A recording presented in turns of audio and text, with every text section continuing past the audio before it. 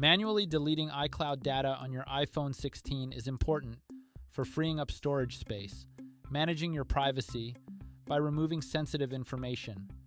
This can help ensure that only relevant data is backed up and synced across your devices. Here's how it's done. First, open the Settings app by tapping on the gear icon from the home screen. In the Settings menu, scroll down and tap on iCloud. Once you're in your iCloud account settings, tap on Storage. Another menu opens with all your iCloud data and backup files.